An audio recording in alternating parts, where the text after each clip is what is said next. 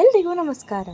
ನಾನು ನನ್ನ ಮಗುಗೆ ಇವಾಗ ಬ್ರಾಹ್ಮಿದು ರಸ ಬರುತ್ತಲ್ವ ಅದನ್ನು ಕೊಡ್ತಾಯಿದ್ದೀನಿ. ದಿನ ಬೆಳಗ್ಗೆ ಅವನಿಗೆ ಕೊಡ್ತೀನಿ, ಯಾಕಂದರೆ ಅದು ಆರೋಗ್ಯಕ್ಕೆ ತುಂಬ ಒಳ್ಳೆಯದು ಮತ್ತು ಮೆಮೊರಿ ಪವರ್ ಕೂಡ ಅದರಿಂದ ತುಂಬಾ ಚೆನ್ನಾಗಿರುತ್ತೆ. ಸೊ ಮನೆಯಲ್ಲೇ ನಾನು ಬ್ರಾಹ್ಮಿ ಗಿಡ ಹಾಕ್ಕೊಂಡ್ಬಿಟ್ಟಿದ್ದೀನಿ. ಸೊ ಅದನ್ನು ರಸ ಮಾಡಿ ಕುಡಿಸೋಣ ಅಂತ ಹುಡುಕ್ತಾ ಇದ್ದೆ. ಅತ್ತೆ ಜೊತೆ ಅವನು ಟೆರೆಸ್ಸಲ್ಲಿ ಆಟ ಆಡ್ತಾ ಇದ್ದ. ಅಂತೂ ಅವನಿಗೆ ಹೇಗೋ ಕುಡಿಸಿದೆ. ಅವನಿಗೆ ಮೆಡಿಸಿನ್ಸ್ ಅಂದರೆ ಈ ಥರ ಸೊಪ್ಪಿನ ರಸ ಏನಾದರೂ ಈ ಥರ ಇದ್ದರೆ ಅವನು ಖುಷಿಯಿಂದ ಕುಡಿತಾನೆ, ಬೇಡ ಅಂತ ಯಾವತ್ತೂ ಹೇಳಲ್ಲ. ಇಷ್ಟು ದಿನ ಅಂತೂ ಕುಡ್ದಿದ್ದಾನೆ, ಇನ್ನು ಮುಂದೆ ಗೊತ್ತಿಲ್ಲ. ಸೊ ಕುಡಿಸಿ ಸರಿ ಅಂತ ಹೇಳಿಬಿಟ್ಟು ಅದನ್ನು ತೊಳೆಯೋಕ್ಕೆ ಒಳಗಡೆ ತೊಗೊಂಡು ಹೋದೆ. ಅಲ್ಲಿ ನಮ್ಮ ಅತ್ತೆ ಅಡುಗೆ ಮಾಡ್ತಾಯಿದ್ರು. ಇನ್ನು ನಾರ್ತ್ ಇಂಡಿಯಾ ಅಂದ ತಕ್ಷಣ ಅಲ್ಲಿ ಏನಿರುತ್ತೆ, ದಾಲ್ ಚಾವಲ್ ಫುಲ್ಕಾ ಈ ಥರ ಇರುತ್ತೆ. ಸೊ ಅವರು ದಾಲ್ ಮಾಡ್ತಾಯಿದ್ರು. ಇಲ್ಲಿ ಇವಳು ನನ್ನ ನಾದಿನಿ, ಇವಳು ಬಾದಾಮಿ ನಮ್ಮ ಮನೆಯಲ್ಲೇ ಇದೆ ಬಾದಾಮಿ ಮರ ಇದೆ, ಅದರಿಂದನೇ ಬಾದಾಮಿ ತೆಗೆದು ಒಣಗಿಸಿಟ್ಟಿದ್ರು. ಅದನ್ನು ಅವಳು ಕುಟ್ಟಿ ಅಂದರೆ ಒಳಗಡೆ ಇರೋ ಬಾದಾಮಿನ ಕೊಡ್ತಾಯಿದ್ಲು. ನಮ್ಮ ಮನೆಯವರು ಇವರು. ಇಲ್ಲೊಂದು ಪೀಚ್ ಮರ ಇತ್ತು, ಅದು ಸ್ವಲ್ಪ ರೋಡ್ಗೆ ಅಡ್ಡಾಗಿದೆ ಅಂತ ಹೇಳಿಬಿಟ್ಟು ಅದನ್ನು ಕಟ್ಟೋಣ ಅಂತ ಹೇಳಿ ಹೋಗ್ತಾಯಿದ್ದಾರೆ. ಓಡಾಡೋಕ್ಕೆ ಜಾಗ ಇರೋದಿಲ್ಲ, ಅದಕ್ಕೇ ಅದನ್ನು ಸ್ವಲ್ಪ ಹಗ್ಗದಲ್ಲಿ ಹಿಡಿದು ಕಟ್ಟಿದ್ರೆ ಚೆನ್ನಾಗಿರುತ್ತೆ ಅಂತ. ಇವರು ನಮ್ಮ ಮನೆ ಮುಂದ್ಗಡೆ ಮನೆಯವರು. ಎಷ್ಟೊಂದು ದಿನ ಆದಮೇಲೆ ಸಿಕ್ಕಿದ್ದಕ್ಕೆ ಅವ್ರದ್ದು ಒಂದು ಆಶೀರ್ವಾದ ಇರಲಿ ಅಂತ ಹೇಳ್ಬಿಟ್ಟು ಅವ್ರಿಗೊಂದು ಕಾಲಿಗೆ ಬಿದ್ದೆ.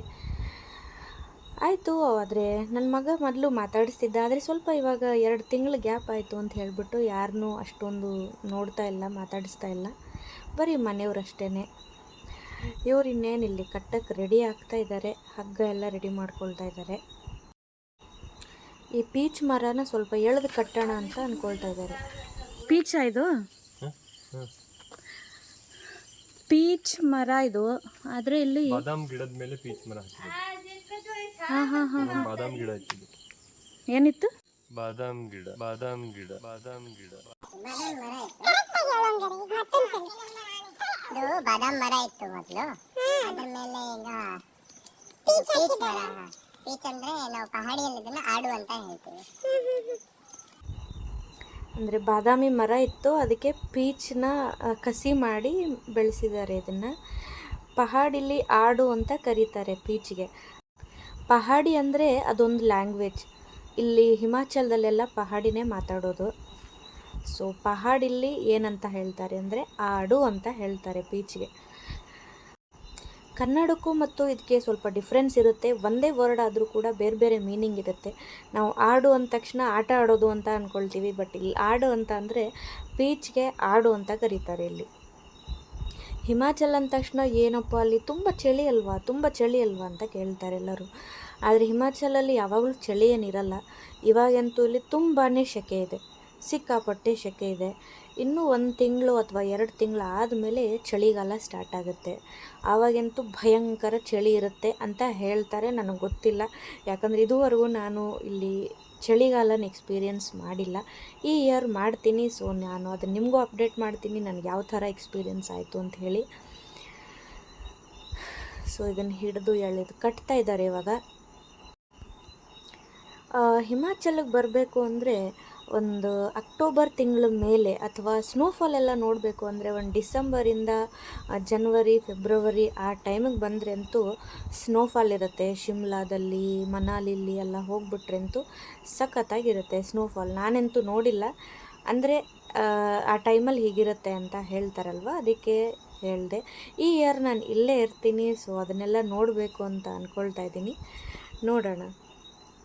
ಇವಾಗ ಇದನ್ನು ಅಲ್ಲಿ ಇದಿದೆ, ಏನು ಹಾಕಿದ್ದಾರೆ, ಸೋರೆಕಾಯಿ ಹಾಕಿದ್ದಾರೆ. ಸೋರೆಕಾಯಿ, ಹೀರೆಕಾಯಿ, ಬೆಂಡೆಕಾಯಿ ಎಲ್ಲದೂ ಹಾಕಿದ್ದಾರೆ ಇಲ್ಲಿ ಗಿಡ. ಇವಾಗ ಅಲ್ಲೊಂದು ಹೀರೆಕಾಯಿ ಇದೆ, ಅದನ್ನು ಕೀಳೋಣ ಅಂತ ಹೇಳ್ಬಿಟ್ಟು ಈ ಥರ ಒಂದು ಕೋಲ್ಗೆ ಈ ಥರ ಕತ್ತಿನ ಸುತ್ತಬಿಟ್ಟು ಅದನ್ನು ಕೀಳ್ತಾ ಇದ್ದಾರೆ. ಅವಾಗ ಈಸಿಯಾಗಿ ಕೀಳ್ಬೋದು ಅಂತ. ನಮ್ಮ ಕಡೆ ಎಲ್ಲ ಹೀರೆಕಾಯಿ ಹೇಗಿರುತ್ತೆ ಅಂದರೆ ಮೇಲ್ಗಡೆ ಸ್ವಲ್ಪ ರಫ್ ಆಗಿರುತ್ತೆ. ಇಲ್ಲಿ ಆ ಥರ ಇರಲ್ಲ, ಸ್ಮೂತಾಗಿ ಇರುತ್ತೆ. ಆ ಥರ ಏನು ರಫ್ ಆಗಿರೋದಿಲ್ಲ. ಅಂದರೆ ಸ್ವಲ್ಪ ಡಿಫ್ರೆನ್ಸ್ ಇದೆ ಇಲ್ಲಿಗೆ ಮತ್ತು ಅಲ್ಲಿಗೆ. ಆಯಿತು, ಅದೆಲ್ಲ ಕಿತ್ತು ಈಗ ಮನೆಗೆ ವಾಪಸ್ ಹೋಗೋಣ ಅಂತ ಹೋಗ್ತಾ ಇದ್ದೀವಿ. ವಾಪಸ್ ಹೋಗೋಣ ಅಂತ ಹೇಳೋಕ್ಕೇನು ಮುಂದ್ಗಡೆನೇ ಇತ್ತು, ಅಲ್ಲಿಂದ ಹೋಗ್ತಾ ಇದ್ದೀವಿ. ಇದು ನಮ್ಮನೆ ಹಸುಗಳು, 2 ಕರುಗಳಿದೆ.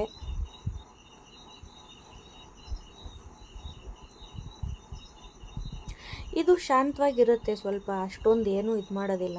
ಬಟ್ ಇದು ಮಾತ್ರ ತುಂಬ ಡೇಂಜರ್ ಇದೆಯಪ್ಪ, ಇದು ಹೋದರೆ ಸಾಕು ಗುದಿಯೋಕ್ಕೆ ಬರುತ್ತೆ.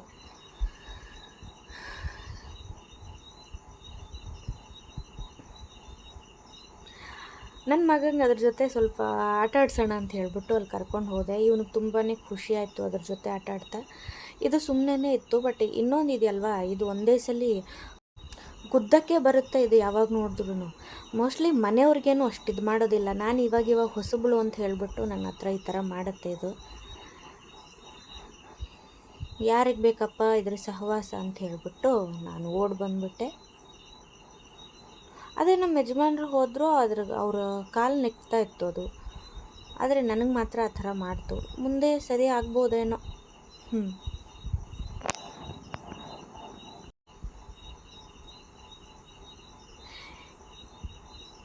ಇದು ಹಿಮಾಚಲ್ ಡಿಶ್. ಇದು ಅಂದರೆ ಮೆಕ್ಕೆಜೋಳ ಇರುತ್ತಲ್ವ, ಅದನ್ನು ರುಬ್ಬಿ ಅದಕ್ಕೆ ಮಸಾಲೆ ಏನೋ ಬೆಳ್ಳುಳ್ಳಿ ಮೆಣಸಿನ್ಕಾಯಿ ಎಲ್ಲದೂ ಹಾಕಿ ರುಬ್ಬಿರ್ತಾರೆ. ಅದನ್ನು ನಾವು ತಾಲಿಪಟ್ಟು ಅಂತ ಮಾಡ್ತೀವಿ ಮನೇಲಿ, ಅದೇ ಥರನೇ ಇದನ್ನು ತವ ಮೇಲೆ ಸ್ವಲ್ಪ ಈ ಥರ ತಟ್ತಾರೆ. ಸಖತ್ತಾಗಿತ್ತು, ಟೇಸ್ಟ್ ಮಾತ್ರ ತುಂಬಾ ಚೆನ್ನಾಗಿತ್ತು. ಯಾಕಂದರೆ ಇದರಲ್ಲಿ ಬೆಳ್ಳುಳ್ಳಿ, ಶುಂಠಿ, ಮೆಣಸಿನ್ಕಾಯಿ ಅಂತ ಹೇಳ್ಬಿಟ್ಟು ಎಲ್ಲ ಮಸಾಲೆ ಹಾಕಿ ರುಬ್ಬಿರ್ತಾರೆ. ಆಮೇಲೆ ಇದನ್ನು ಸ್ವಲ್ಪ ತುಪ್ಪ ಎಲ್ಲ ಹಾಕಿ ಈ ಥರ ಮಾಡಿದಾಗಂತೂ ಸಖತ್ತಾಗಿತ್ತು. ಇವನಿಗೆ ತಡೆಯೋಕ್ಕಾಗ್ತಾ ಇರಲಿಲ್ಲ, ಯಾವಾಗ ತಿಂತೀನೋ ಅಂತ ಅಳ್ತಾ ಇದ್ದ ಜೋರಾಗಿ.